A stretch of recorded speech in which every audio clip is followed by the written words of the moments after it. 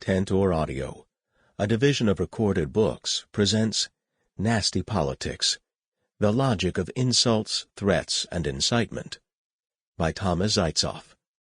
Narrated by Joel Richards. Publisher's Note: in this audio edition, you will hear references to figures and tables present in the print and e-book formats of the book.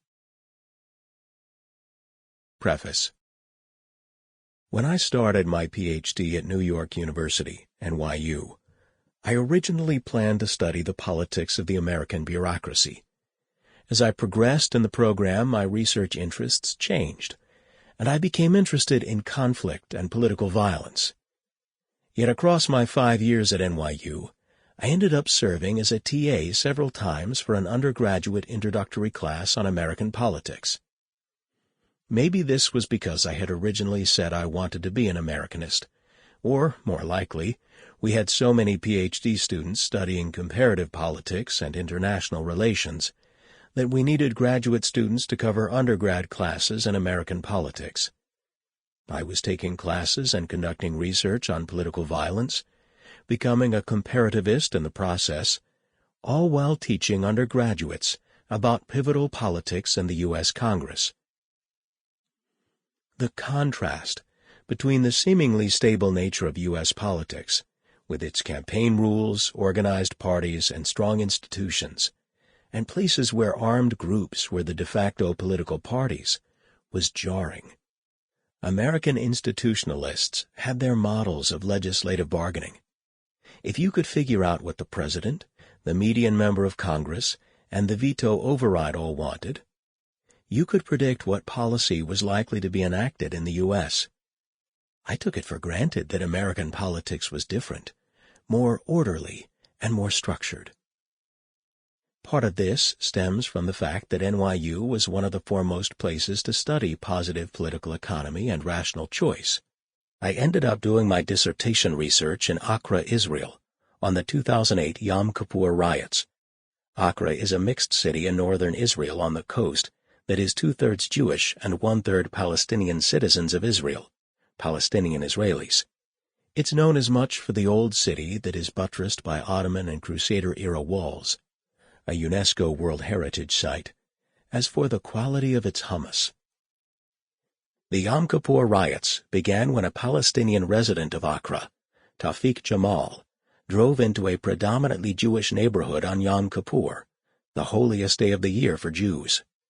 Jewish youths in the neighborhood stoned his car and chanted anti-Arab slogans. Palestinians from the predominantly Palestinian Old City section of Accra mistakenly believed Jamal had been killed and went to the ethnically mixed city center armed with stones and knives. They vandalized Jewish cars and shops. Jewish youths responded by torching Palestinian Israeli businesses. Police were eventually called, but the riots lasted for 4 more nights, with more than 60 people arrested and several $1 million in damage. I lived in Accra for 4 months in the spring and summer of 2011. Accra was and remains a geographically segregated city. Jews are concentrated in the eastern neighborhoods, known as the Shika. The Palestinians live mostly in the Old City, with the city center, Hamarkaz, ethnically mixed. My research focused on how anger about past violence, like the Yom Kippur riots, shapes present-day attitudes. Does it make individuals more discriminatory towards an out-group? Does it make them more trustworthy towards their in-group? To answer these questions, I conducted interviews, surveys, and behavioral economic experiments. My main finding was that priming anger over the riots reduced altruism to all groups, and that blame for the riots fell on both in-group and out-group members. What my dissertation didn't answer, but was hinted at when talking to people in Accra, was that many politicians exploited and amplified grievances from the Yom Kippur riots. For instance, Yuval Steinitz, a right-wing Likud member of the Knesset, MK, called the riot a pogrom against Accra's Jews. Palestinian Israeli MK, Ta'al Party, Ahmed Tibi, said it was a pogrom against Palestinian Israelis. I wanted to understand how politicians exploited violence and contention.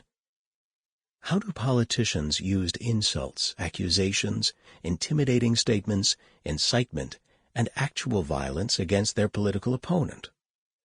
I also wanted to understand the logic behind this nasty style of politics. My initial view was that nasty politics was a phenomenon that largely happened outside of American politics.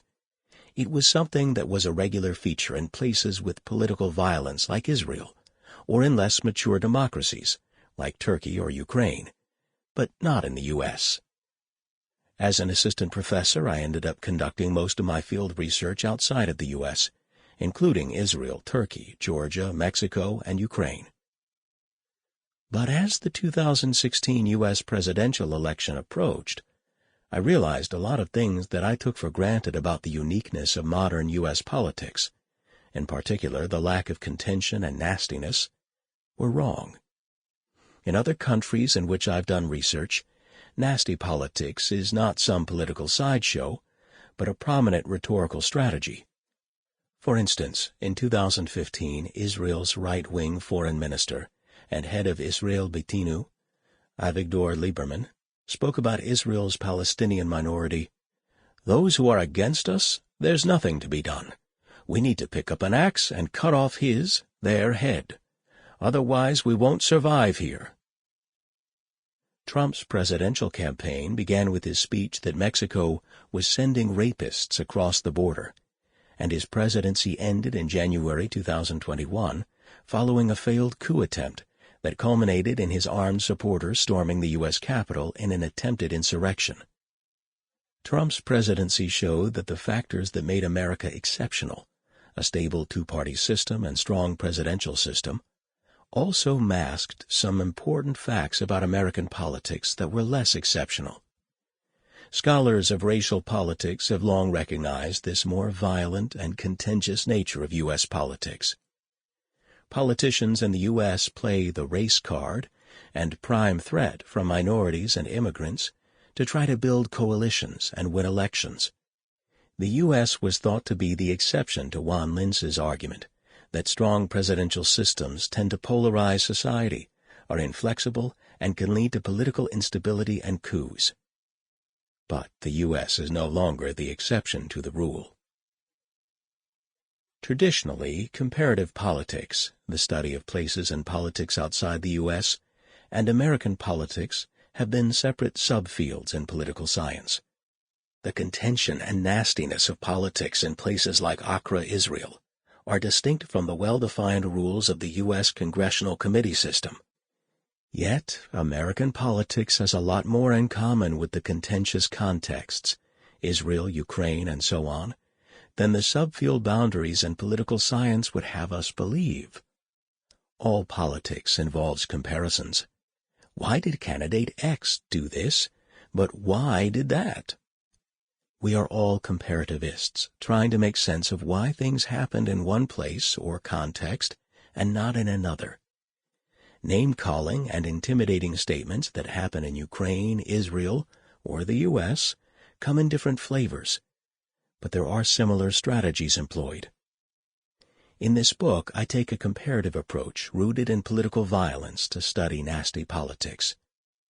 Why do politicians insult, accuse, intimidate, incite violence, and even engage in actual violence against their political opponents?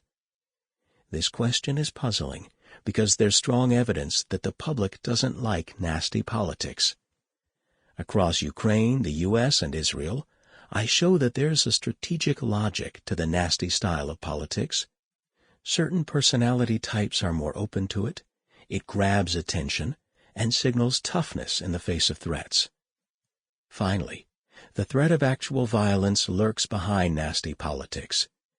This has important implications for democracy.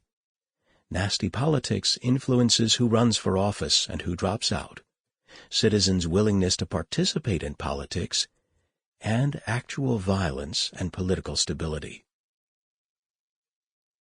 Supplementary Appendix. Additional results and information on the data collection can be found in the online data appendix, available on my website, www.zeitzoff.com. 1. The nasty style of politics. On Monday, January 17, 2022, former Ukrainian President Petro Poroshenko flew back to Ukraine from Warsaw, Poland. Poroshenko's arrival in Kyiv was no ordinary homecoming. He was there to face charges of high treason brought by allies of current President Volodymyr Zelensky.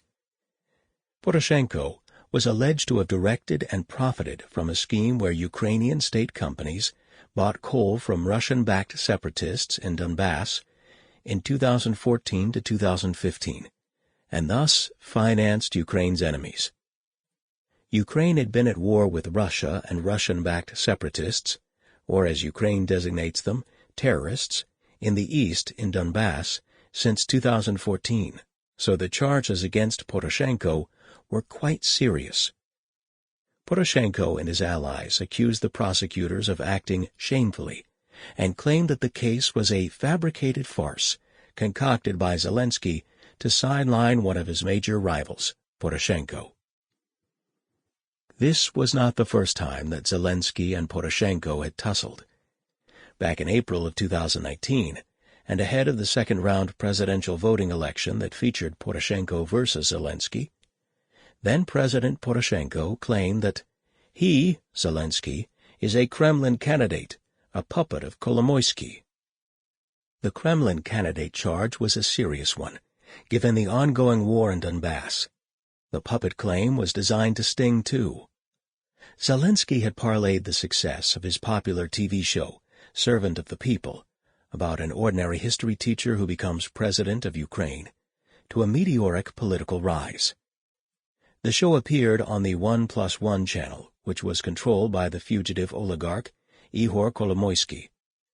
Zelensky's popularity stemmed from the perception that he was not part of the corrupt political status quo that included the incumbent Poroshenko. In May 2019, Zelensky handily defeated him in the second round of voting, 73% to Poroshenko's 24%. The treason charges brought against Poroshenko in 2021 were part of a broader anti-oligarch push by President Zelensky. He claimed that Ukraine's unelected elite, the oligarchs, have rigged the system. In November 2021, President Zelensky signed a new law that targeted Ukraine's oligarchs. It wasn't just Poroshenko. In May of 2021, Zelensky's prosecutors charged Ukrainian oligarch and pro-Russian lawmaker Viktor Medvedchuk with treason and placed him under house arrest.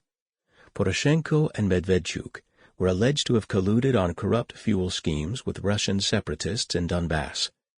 And at a press conference in November 2021, Zelensky accused Rinat Akhmetov, one of the richest men in Ukraine, of plotting a coup against him with Russian backing.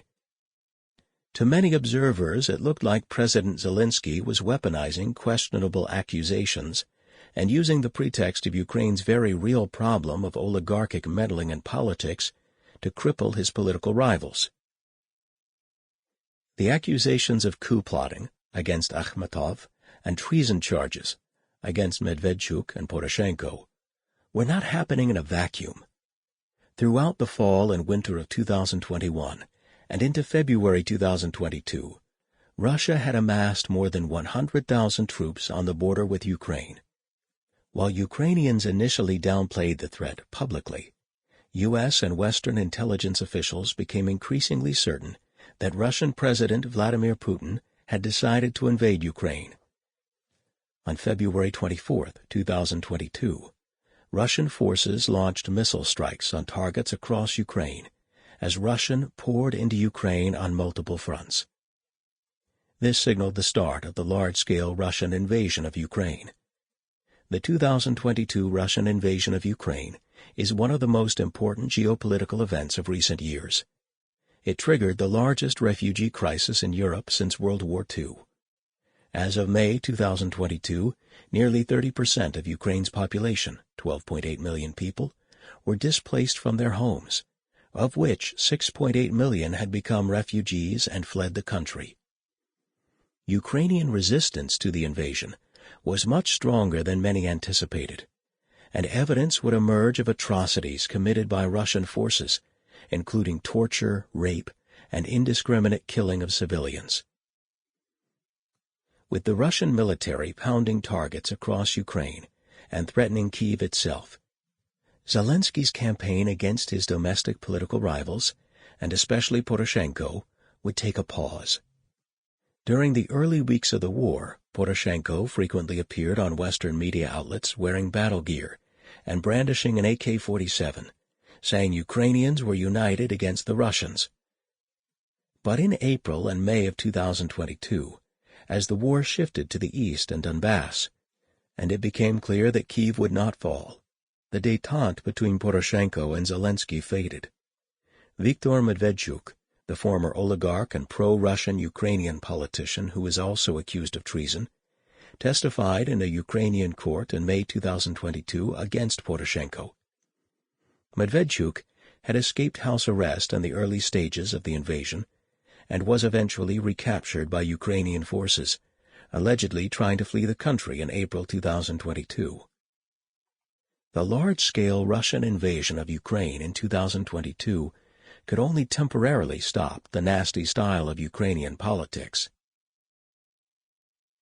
With pepper spray, metal pipes, tactical vests and helmets, and even an American flagpole used as a weapon, supporters of President Donald Trump stormed the U.S. Capitol on January 6, 2021, at approximately 2 p.m. The crowd that stormed the Capitol was a diverse group. There were Trump supporters wearing MAGA hats, anti-government militias, such as the Three Percenters and the Oath Keepers in tactical gear, the far-right neo-fascist group the Proud Boys, and QAnon conspiracy theorists dressed up like shamans. The attackers were united in their belief that the 2020 presidential election had been stolen from President Trump, and they were there to stop the formal certification of Joe Biden as the winner. As the crowd entered the Capitol building, many of the pro-Trump mob chanted, "Hang Mike Pence," viewing his certification of Biden's victory as a betrayal of Trump. With the building breached, the U.S. Capitol Police declared a lockdown. Congressional staff barricaded themselves in their offices, while members of Congress and Vice President Mike Pence were evacuated by the Capitol Police. The people who stormed the Capitol vandalized and looted offices, and some even tried to find members of Congress to hold as hostage. One insurrectionist, Ashley Babbitt, an Air Force veteran, was shot and killed by police as she tried to break into the House chamber. It was nearly 4 hours until the Metropolitan Police of D.C., U.S. Capitol Police, and the D.C. National Guard would have the building secure. Images of a masked man with zip ties, ostensibly to take members of Congress hostage, and of smoke billowing out of the Capitol were broadcast around the world. But it wasn't immediately apparent just how intense and violent the siege was. Members of the mob clashed with an undermanned U.S. Capitol Police using knives, pipes, fists, police shields they confiscated, and other improvised weapons. Police injuries detailed the extent of the violence. Nearly 140 law enforcement officers were injured, including concussions, rib fractures, burns, a heart attack, and the death of an officer. 4 pro-Trump participants in the siege also died. By May 2022, nearly 850 people faced charges, ranging from conspiracy to interfere in congressional business, assault on federal officers, trespassing on federal property, disorderly conduct, theft, and destruction of federal property. Later in that same evening, after the attack ended, members of Congress returned to continue the process of certification. At 4 a.m. on January 7th, more than 12 hours after the siege, and after objections to the certification from several congressional Republicans, Joe Biden was certified the winner of the 2020 presidential election. The January 6, 2021, attempted insurrection by pro-Trump dissidents and supporters was not a spontaneous event. It was the part of an organized campaign by President Trump. This campaign included pressuring state election officials and fellow Republican lawmakers, and attempts to seize control of the U.S. Department of Justice, all aimed at overturning the 2020 presidential election. In other words, it was an attempted coup. Hours before the pro-Trump mob stormed the Capitol, several Republican lawmakers, President Trump's own family, and President Trump spoke to his supporters at the Save America rally, stoking the crowd with baseless conspiracy theories about the election being stolen and exhorting them to pressure the weak Republican lawmakers. President Trump said, "All of us here today do not want to see our election victory stolen by emboldened radical left Democrats, which is what they're doing, and stolen by the fake news media. That's what they've done and what they're doing. We will never give up. We will never concede." He then told his supporters to directly confront Congress. "Now it is up to Congress to confront this egregious assault on our democracy. And after this, we're going to walk down, and I'll be there with you. We are going to the Capitol, and we are going to try and give. The Democrats are hopeless. They are never voting for anything, not even one vote, but we're going to try. Give our Republicans, the weak ones, because the strong ones don't need any of our help. We're going to try and give them the kind of pride and boldness that they need to take back our country." Adding to the ominous atmosphere and threat of violence, amidst a sea of Trump flags, his supporters had constructed makeshift gallows and noose, while the crowd chanted, "Fight for Trump." Trump and his allies sought to overturn the election results under the guise of the Stop the Steal campaign. As part of the campaign, President Trump and his supporters tried to coerce state Republican officials in Arizona and Georgia to overturn the results on baseless fraud allegations. And when the officials didn't, he and his supporters called them weak and cowardly. Trump and his supporters circulated baseless conspiracy theories about election horror stories and accused, without any evidence, Democratic election officials in swing states of ballot stuffing and banning Republican observers. Before the election even happened, Trump and his allies threatened to sue to stop the counting of ballots beyond Election Day in order to disrupt the counting of absentee ballots that in 2020 skewed heavily Democratic. President Trump's allies in Congress also promised not to certify the election results on January 6th. Trump's team was also operating behind the scenes to subvert the election. For example, conservative lawyer John Eastman wrote a memo to Trump and his confidants that circulated in the White House in the days leading up to January 6th. It provided a blueprint for how Vice President Mike Pence could ignore the election results and keep President Trump in office. A self-coup, auto golpe. Trump also pressured U.S. Department of Justice officials to declare without evidence widespread fraud and irregularities in the vote in key swing states, to give a pretext to contest and potentially change the final vote tally and stay in office. Finally, there's evidence that Trump himself helped incite the violence. He tweeted in mid-December 2020, after the state electoral college voters had already met, "Statistically impossible to have lost the 2020 election. Big protest in D.C. on January 6th. Be there, will be wild."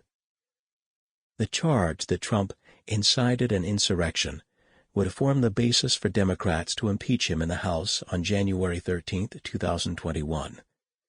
Trump would later be acquitted in the Senate on February 13, 2021. This book focuses on two sets of questions. First, why do politicians like Trump and Zelensky engage in nasty politics against their domestic political opponents?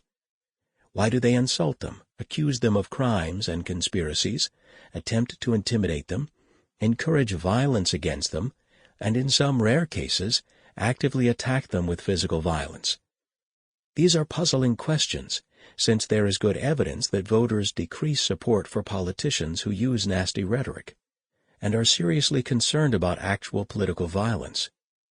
Second, how do external threats, the Russian invasion of Ukraine in 2022, or internal threats, January 6th in the U.S., influence nasty politics? Third, what are the effects of nasty rhetoric on democracy? How do insults, conspiracies, accusations, threats, and violence shape the way voters feel about politicians and politics, and their willingness to participate in politics? How does it influence the kinds of politicians that run for office? Perhaps most important, when do insults and accusations bleed over into incitement and actual violence? 1.1. Why politicians engage in nasty politics. 1.1.1. What is nasty politics? What do we mean by nasty politics? Nasty politics is an umbrella term for a set of tactics that politicians can use to insult, accuse, denigrate, threaten, and in rare cases, physically harm their domestic opponents. These occur at campaign rallies, speeches, via social media, or face-to-face in debates and actual violent confrontations. We can think about nasty politics as capturing a broad set of tactics that vary in their intensity. This is similar to studies in international relations that use events data to measure conflict intensity. Studies in international relations take reported events, such as demands for action, threats of state-backed violence, and actual violent events, and scale them to an underlying cooperation or conflict intensity within and between countries. The model of nasty politics used here allows us to distinguish between different types of rhetoric based on how threatening and close they are to actual violence. Figure 1.1, as shown in the print and ebook formats of this book, presents the staircase model of nasty politics. The least threatening and lowest step on nasty politics is insults, and the highest step on the scale tactic is actual physical violence. Implicit in this coding scheme is that while all types of nasty rhetoric contain some aggression, certain types, such as incitement, are more threatening and more likely to provoke actual violence. Different tactics of nasty politics may vary in their underlying aggression and threat, but they are all designed to hurt their target. They also share a common logic, so there is value to studying the more quotidian insults with rare and more threatening tactics like incitement. To psychologists, yelling in somebody's face versus punching them in the face are behaviors with different levels of hostility, but both are manifestations of aggression. Likewise, while calling someone a scumbag, insult, is less threatening than telling them that they should be put down like an animal, incitement, they both are hostile and manifestations of nasty politics. Name-calling and insults are at the lowest level of threat. Name-calling can be relatively mild, such as when a politician refers to opponents as liars or idiots. Or it can be a much more serious charge, such as saying their opponent is guilty of treasonous crime. Or it could involve using foul language, such as suggesting they are assholes, motherfuckers, bastards, or jerks. Many insults are implicit, with politicians using frames and extended metaphors to disparage or describe targeted groups or individuals. These nasty metaphors influence how people make judgments and interpret situations. Many of them are also dehumanizing. Dehumanizing rhetoric is where politicians describe certain individuals or groups as animals, cockroaches, or a cancer. When you frame your opponents in terms of an infestation or a disease, you are saying that they need to be exterminated, eliminated, or cut out and removed to keep the country healthy.